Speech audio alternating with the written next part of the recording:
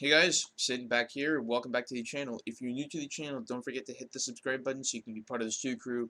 Don't forget to hit the like button so you can see more of this kinds of content. And don't forget to hit the bell icon so you can get push notifications and when I drop all my videos. If you're new to the channel, I'm Sid. We talk baseball. We do weekly recaps. And if you haven't seen my previous two weekly recaps, be sure to go check those out. Links will be in the description below, and obviously on my channel, and there's obviously a playlist called Weekly Recaps. You can't miss it. And I just want to thank you guys for the recent support on the videos. I gained a couple of new subscribers. That always means a lot. I've been gaining views. I've been getting, constructive criticism, and obviously a lot of people have been saying change the angle up. It's getting kind of boring, and my Blue Jays hat is kind of offset, but as you can see, I am in a completely different angle, and yes, I am sporting the good old Red Sox tank top.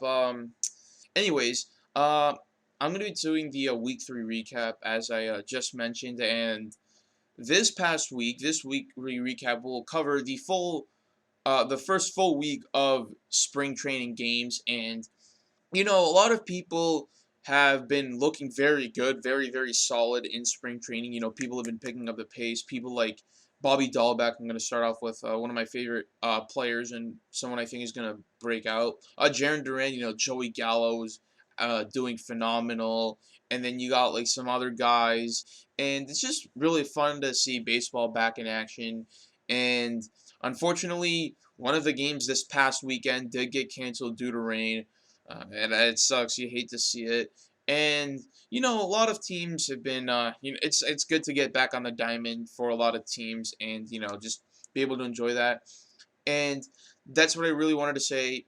You know, People like Bobby Dahlbeck, Jaron Duran, Jeff McNeil, Joey Gallo. Everybody's back on there, getting their reps in and making sure that they're fully prepared come late March, early April, depending on when teams are going to start their opening day, and depending on when the season fully starts. And I am just excited as a big baseball fan. I can't wait for this 2021 season and see what it can bring to me as a big Red Sox fan, a lifelong Red Sox fan.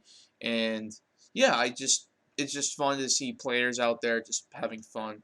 All right, now in point number 2, last year in 2020 there was a huge trend, an absolutely massive trend going around, just blowing up the MLB community.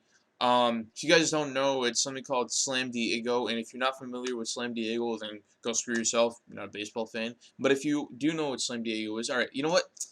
I'll just explain it for the guys that don't know Slam Diego. So Slam Diego, if you guys don't know, yes, it is San Diego, the San Diego Padres. It was a trend where a bunch of players just kept on hitting grand slams. Tatis Jr. started the trend, then it was followed up by Machado, and then Eric Hosmer closed off the trend. So in 3 straight games, a San Diego Padres player hit a grand slam. Obviously, Tatis started the trend, and everybody, or the Rangers team, like the players on the Texas Rangers, got really mad at him for hitting a grand slam. I mean, why would you apologize for hitting a grand slam? I mean, isn't that what the hitter's job is, to get runs? But I just don't understand the narrative of that. Tatis apologized. He really shouldn't have. He's an absolute gem of a guy. Can't wait to see him in his in San Diego. Hopefully he wins a ring there, as a big Tatis fan myself. But it was back in action, and boy, was it back in action. And he made a statement. Tatis made a statement. He started the trend again. Hashtag Slam Diego. He hit a 440-foot jack. Here's the video. Check it out. So as mentioned, the base is loaded for the first time this year. Fernando at the dish. And the first pitch to Tatis is launched to deep left field. Slam Diego has come to Arizona, and Tatis, a no-doubter, way up on the berm in left. And the Padres have themselves a 5-run second inning against the Diamondbacks. Tatis' first home run of the spring. It was loud, it was emphatic, and of course, it was a grand slam. My. First pitch fastball. Yeah, it wasn't pretty for the pitcher, to say the least, but I'm just happy that that's back in action. Hopefully the MLB actually markets this trend this time. Like, Obviously, with other, I know I'm bringing like other sports into this, but other sports, you get like a superstar player, a player that you think is going to be the face of that sport for many years to come. Teams like the NFL marketed Pat Mahomes right away and marketed Lamar Jackson right away when they broke out onto the gridiron. The NBA marketed guys like obviously Donovan Mitchell, Jason Tatum, Luka Doncic especially when they broke out onto the floor and they just started showing dominance, like rookie dominance. And same with the NHL. Even back in like a couple years ago, like Connor McDavid was one of the most exciting young guys to watch dominate the rink and the ice. Sorry. But I don't know why the MLB can't market it like market Tatis or some of the younger guys, some of the younger exciting guys like they did with other teams, like the NFL did with like Patrick Mahomes and the NBA did with like Doncic, Tatum, a lot of the young guys. I think that if they definitely market Fernando Tatis Jr. and the fact that he's a very exciting player, he's a very electric player on a team whose market is definitely like gaining some edge in the MLB in general. They should definitely learn to market him so that not only will they bring in more viewers, but they'll gain a lot more fans. Hopefully, they'll definitely do something to figure that out. And I think if they do, MLB will definitely become a huge mainstream sport that everybody will enjoy watching. And they should definitely crack down on the rules and, let the kids play. That's what baseball is all about. All right, moving on to the next part of the recap. So, Gary Sanchez and Shohei Ohtani hit bombs. I mean nukes, dead center over the batter's eye. Here's a clip of Gary Sanchez, followed by a clip of Shohei Ohtani hitting their home runs. Yeah, and he talked about feeling the pump and the energy. That one's driven deep to center field. Hill back on the track, looking up over the batter's eye. Oh, what a shot for Gary Sanchez. Shohei Ohtani will bat for the third time today. He's had a walk and a ground out. Full count. We'll see what gives again on Shohei. There goes Adele again, and Shohei blasts the ball into dead center field. That one's out by the batter's eye, and it clears the batter's eye. A home run and a bomb there. Well, like I said with Tatis, these were surely not coming back to the yard. They just left the yard and never came back.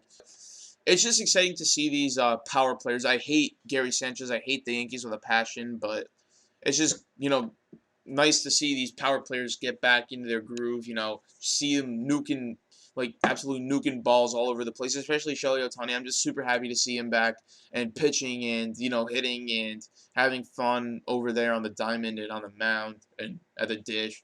Hopefully this will continue. Hopefully we'll see a lot more of these nukes. I know we definitely will see a lot of these nukes coming in the next week for spring training and definitely in the 162 game season for the Major League Baseball.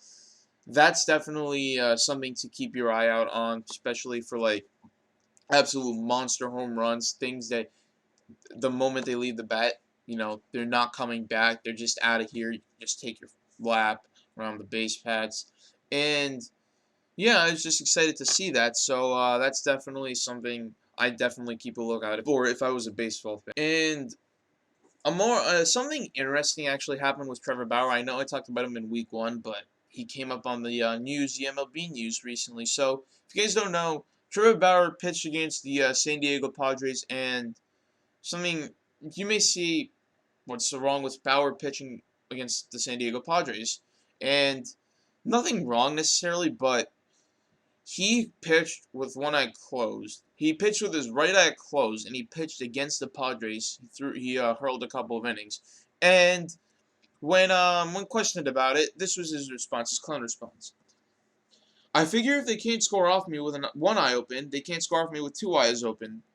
That's basically Trevor Bauer, and he also added that he just wanted to have fun with it. So, I mean, I don't see anything wrong with this whatsoever. I think it's fine pitching with one eye closed, and it just adds that fun experience into the MLB. But you obviously got to buckle down. It's spring training. You're gonna want to, show that you're actually like gonna be good, and you just want to be ready for the upcoming season. But I don't really blame Bauer for trying to have fun.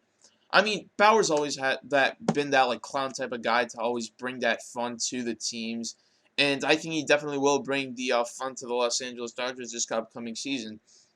And we will see how Trevor Bauer does in 2021. Will he win another Cy Young, or will he go back to that rough ERA, that rough stats, the rough per nines? Will he go back to that kind of Trevor Bauer? So another thing to keep your eye out for. No pun intended. Your eyes out for. Keep your eyes peeled for Trevor Bauer and anything he says in the upcoming days and the upcoming weeks for MLB. All right, now I don't remember if I mentioned this in a previous video, but I'm gonna do of the week superlatives. Now, if you don't know what those are, obviously none of you do, and none of you know. Of the week superlatives, I pick the rookie of the week. So across all 30 MLB teams, who I think the best rookie was, the most outstanding rookie. Then player of the week, so basically the best player of the week, the MVP of the week, basically.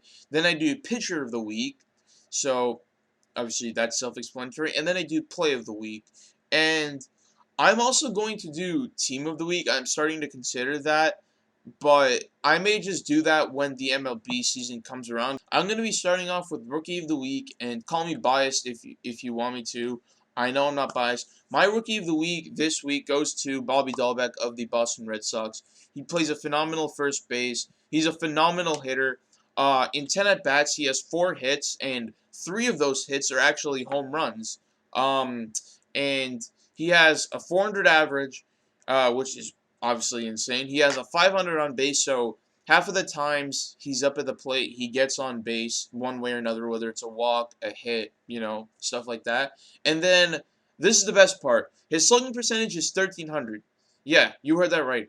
1,300. So slugging percentage is a stat where it's basically how many total bases you get per at bat. So he's basically getting 1.3 total bases per at bat. So basically, every 10 at bats he gets 13 total bases, which is absolutely insane. Nobody ever has had a slugging percentage of over 1,000 in a single season. That's never ever happened, which is insane. And combined OPS of 1,800. And he's my rookie of the week because obviously he had that 2 home run game, and the vast majority of his hits were home runs, and he's definitely shown that he's got pop.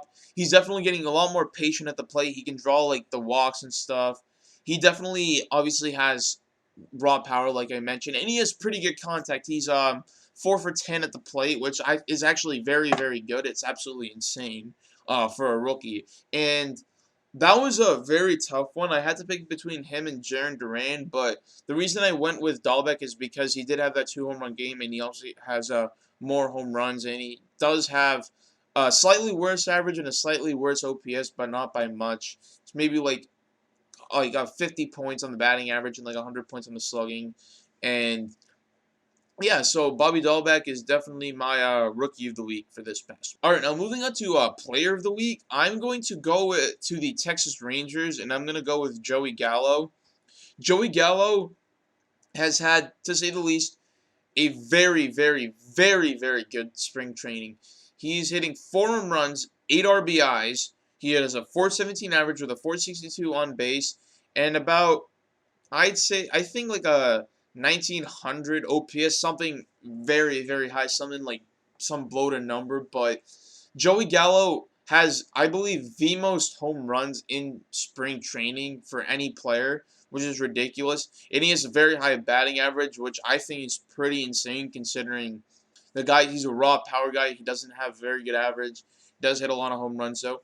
And he also does have 3 strikeouts over a good amount of at-bats. So in like 12 at-bats, he has 3 strikeouts, which is like not too concerning, but I mean, that's somewhat typical Joey Gallo. Like, he does strike out a lot. But Joey Gallo has definitely become one of the most exciting players to watch. Just that raw power guy that you love to have on your team. Just, for a fact that every time he hits the ball, he hits it out of the park, and that's just the case with Joey Gallo. So he is 4 home runs, like I mentioned, and in 12 at bats. So he basically homers in a third of his at bats, which is absolutely insane. Not as insane as obviously Bobby Dahlbeck, who actually no, never mind. So scratch that. So Joey Gallo has quickly become one of the most exciting players to watch, and the fact that he hits home runs, he's just that guy that you really want to have on your team, that raw power guy. I think Joey Gallo is definitely deserving of the Player of the Week for Week 1 of Spring Training.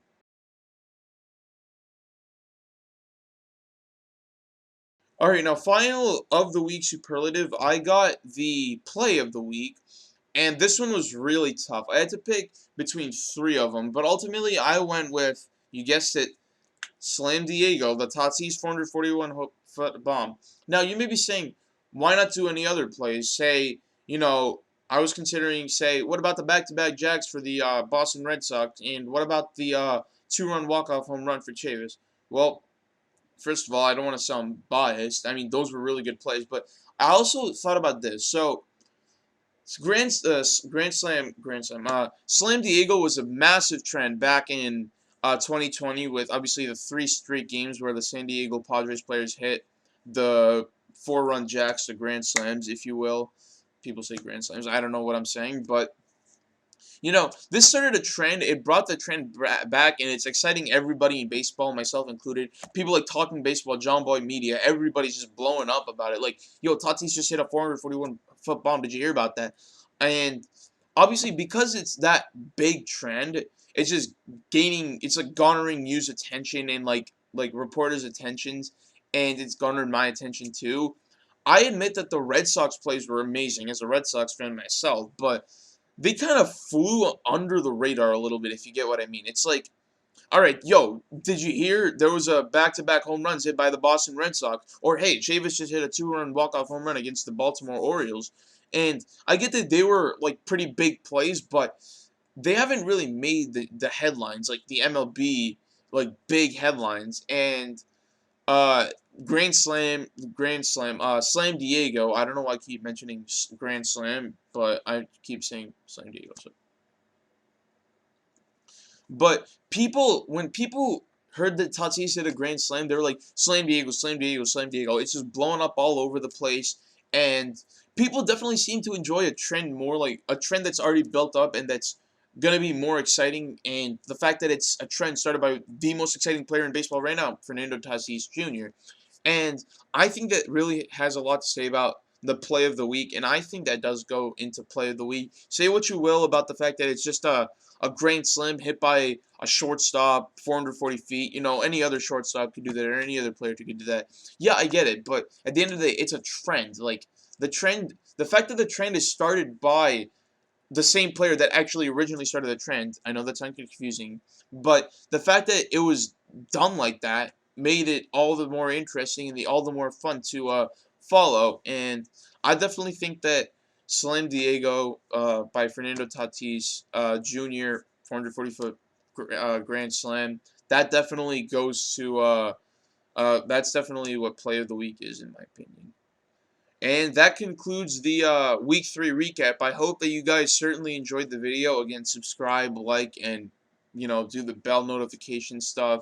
And, if you have any disagreements, if you have any agreements, if you don't like anything that I said in this video, or you say, hey, I like this, or any comments you guys have, leave them in the comments below. I'll be sure to check them out and give feedback to you guys, and just make sure that I incorporate them into my next video. Anyways, this is Sid signing off for tonight. Peace out.